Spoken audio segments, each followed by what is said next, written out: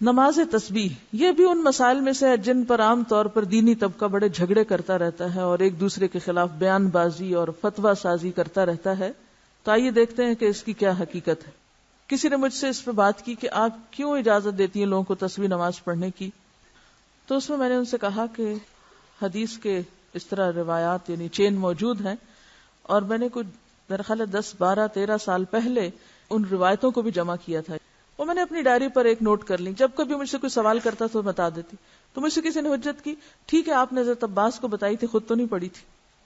مجھے یہ بتائیے کہ کیا آپ کا بتانا کافی نہیں؟ یہ کوئی دلیل ہے؟ دوسری بات یہ کہ بعض اوقات جماعت سے بھی لوگوں نے پڑھی، اور جن پڑھانے والوں میں میں خود بھی شامل تھی، اگرچہ اب میں اس کو بہت عرصے سے بالکل ترک کر چکی ہوں، کیونکہ افضل یہی ہے کہ جماعت سے یہ چونکہ نہیں پڑھنے کو کہا گیا تو نہ پڑھی جائے. اگرچہ کئی نفل نمازیں جماعت سے بھی پڑھی جاتی ہیں، جس میں نماز تراویح بھی ہے اور کچھ اور، کہ لوگ اس میں پھر خود نہیں گن سکتے، نہیں پڑھ سکتے، تو بعض اوقات وہ آسانی سمجھتے کہ چلو، اور بعض لمبی نماز اکیلے پڑھنے مشکل ہوتی، سب کے ساتھ مل کے پڑھنے. تو اس کے لیے بھی جس کو سامنے رکھ کے میں عمل کرتی تھی وہ یہ کہ نفل نماز چونکہ جماعت سے پڑھی گئی ہے، اور یہ بھی ایک نفل نماز ہے، تو کوئی حرج نہیں اگر کوئی جماعت سے بھی پڑھ رہا ہے، لیکن پھر بھی بہتر یہی ہے کہ آپ الگ پڑھیں، اور کم از کم مجھ جیسے لوگ اس چیز کو اتنی ہوا نہ دیں. جب تک اس بات کا مجھے نہیں علم تھا کہ زیادہ پسندیدہ یہ ہے، اس وقت تک میں خود اس کو جماعت سے پڑھاتی بھی رہی ہوں اور پڑھتی بھی رہی ہوں. تو افضل کیا ہے؟ اکیلے پڑھیں. لیکن ایک بات یاد رکھیں، بعض اوقات لوگ صرف نماز تسبیح پڑھنے کے بہانے آ جاتے ہیں اور پھر آپ ان کو جو چاہیں سکھا لیں. مجھے اچھی طرح یاد ہے کہ جب میں نے تبلیغ کا عام کام شروع کیا تو ابتدا میں ہم نماز تسبیح کی دعوت دیتے تھے. وہ کہتی ہوں کہاں سے لوگ آ جاتے تھے، آپ سوچ ہی نہیں سکتے. اور جب وہ آ جاتے تھے میں ان کو بٹھاتی تھی، میں کہتی تھی یہ نفل ہے، پہلے فرض پورا کرو. وہ کہتے تھے کیا؟ میں کہتی تھی علم حاصل کرنا فرض ہے، پہلے درس کریں گے پھر تسبیح پڑھیں گے. اور اس طرح الحمدللہ اس علم کے شوق میں پھر بہت سی اچھی باتیں انہیں سکھائیں. کرتے کرتے لوگوں کو نماز تسبیح تو بھول گئی اور درس یاد ہو گئے. سیکھنے سکھانے کا سلسلہ. تو اس میں یہ ہے کہ بہرحال پھر بھی میں یہ کہوں گی کہ نفل نماز کی چونکہ جماعت سے پڑھنے کی رخصت موجود ہے، تو کبھی اگر کسی نے ایسا کر لیا تو ہم اس کو حرام یا بدعت یا ایسا نہیں قرار دیں گے. جس چیز کی ایک گنجائش کہیں موجود ہے تو کبھی دین کے فائدے میں اسے کر بھی لیا جائے تو وہ کفر میں شامل نہیں ہو جاتا. یا تو یہ نا بالکل ہی دلیل نہ ہو کہ نفل نماز کی جماعت کی دلیل ہے ہی نہیں، پھر تو غلط ہے. لیکن اگر دلیل ہے، جیسے اطمان بن مالک کی روایت میں آتا ہے، انہوں نے اپنے گھر کے ایک حصے کو مسجد بنانا چاہا تو آپ کو دعوت دی، آپ تشریف لائے، سب لوگ اکٹھے ہوئے تو آپ نے فرض نماز کے علاوہ ایک وقت میں نفل وہاں باجماعت پڑھائے. اسی طرح حضرت انس کے گھر گئے کہ آپ حضرت انس آگے تھے، پھر وہ پیچھے خاتون تھی. مسلم کی روایت میں آتا ہے فصلی بنا فی غیر صلاۃ الفریضۃ، یا کچھ ایسا لفظ ہے کہ ہمیں آپ نے فرض نماز کے علاوہ وقت میں نفل نماز جو تھے جماعت سے پڑھائے. تو اکا دکا اگر مثالیں ملتی ہیں تو کبھی اکا دکا دفعہ اگر آپ ایسا بھی کر لیں تو گناہ میں شامل نہیں ہوگا. ہاں یہ ضرور خیال کریں کہ نوافل فرائض پر نہ چھا جائیں، کہ لوگ فرض بھول جائیں اور نفل کی طرف چل پڑیں، بلکہ نفل کے لیے آئیں تو ان کو فرض یاد دلائیں.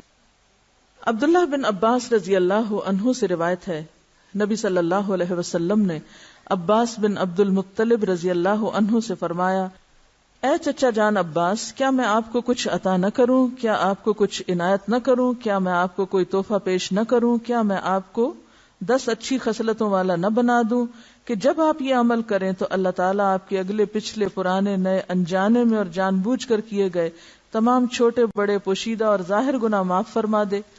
وہ یہ ہے کہ آپ 4 رکعات نفل اس طرح ادا کریں کہ ہر رکعت میں سورۃ فاتحہ اور کوئی دوسری سورت پڑھیں.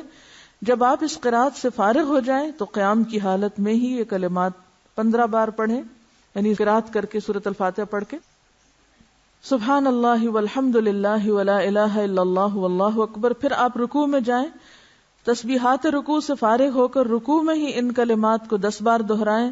پھر رکوع سے اٹھ جائیں اور سمع اللہ لمن حمدہ وغیرہ سے فارغ ہو کر 10 بار ہی کلمات پڑھیں. پھر سجدے میں جائیں، سجدے کی دعائیں پڑھنے کے بعد یہی کلمات 10 بار پڑھیں. پھر سجدے سے سر اٹھائیں اور جلسہ میں جو دعائیں ہیں وہ پڑھ کے 10 بار انہی کلمات کو دہرائیں. پھر دوسرے سجدے میں چلے جائیں، پہلے سجدے کی طرح 10 بار پھر اس تسبیح کو ادا کریں.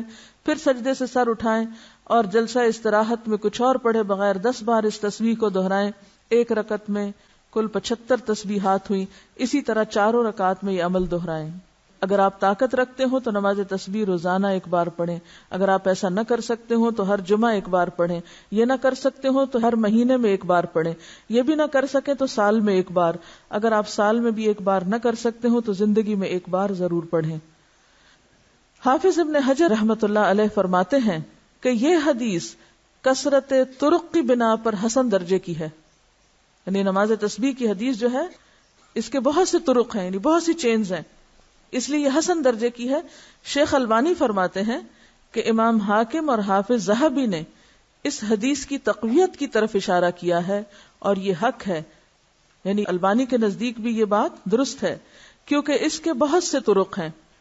علامہ مبارک پوری شیخ احمد شاکر نے بھی اسے حسن کہا ہے، جبکہ خطیب بغدادی، نووی، ابن صلاح نے اسے صحیح کہا ہے. بعض اوقات صحیح لغیر ہی ہوتی ہے، یعنی ایک چین میں اگر ایک چیز کی کمی تو دوسری میں وہ نہیں، تو ایک کی کمی دوسرے نے پوری کر دی تو وہ حسن کس درجے پہ آ گئی؟ صحیح کے. لیکن وہ صحیح لذاتی ہی نہیں بلکہ لغیر ہی ہے، یعنی خود سے صحیح نہیں تھی بلکہ دوسری چین نے اس کو صحیح بنا دیا. نماز تسبیح میں تسبیحات تشہد میں التحیات سے پہلے پڑھیں بخلاف دوسرے ارکان کے. ٹھیک ہے، باقی تو یہ نا سورۃ فاتحہ وغیرہ پڑھ کے تلاوت کر کے پھر تسبیح پڑھیں. اسی طرح سجدے کی تسبیح پڑھ کے پھر یہ تسبیحات پڑھیں. سمع اللہ لمن حمدہ کہہ کے پھر تسبیحات پڑھیں.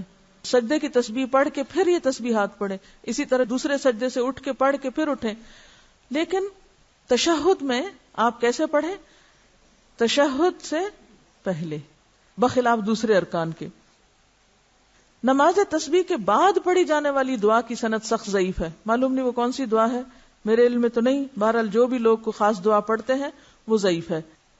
اس کے راوی عبد القدوس بن حبیب کو حافظ ہیثمی نے متروک اور عبداللہ بن مبارک نے کذاب کہا ہے. یاد رہے کہ اس حدیث شریف میں نماز تسبیح کو باجماعت ادا کرنے کا ذکر نہیں ہے. صرف انفرادی عمل کے طور پر نبی صلی اللہ علیہ وسلم نے اپنے چچا جان کو اس کی ترغیب دی ہے. لہذا جو مسلمان نماز تسبیح ادا کرنا چاہے اسے چاہیے کہ پہلے نماز تسبیح کا طریقہ سیکھے پھر اسے تنہائی میں اکیلا پڑھے. یہ رویہ بھی انتہائی مہلک ہے کہ بندہ فرض نمازوں پہ تو توجہ نہ دے مگر نماز تسبیح ادا کرنے کے لیے ہمہ وقت بے تاب رہے. لہذا فرض نمازوں کے تارک کو پہلے سچی توبہ کرنی چاہیے، پھر وہ نماز تسبیح پڑھے تو اسے یقیناً فائدہ ہوگا، کیونکہ فرض قضا کر کے نفل پڑھنے میں فائدہ نہیں ہوتا. نفل اس وقت فائدہ مند ہوتے ہیں جب آپ فرض بھی پڑھ رہے ہو.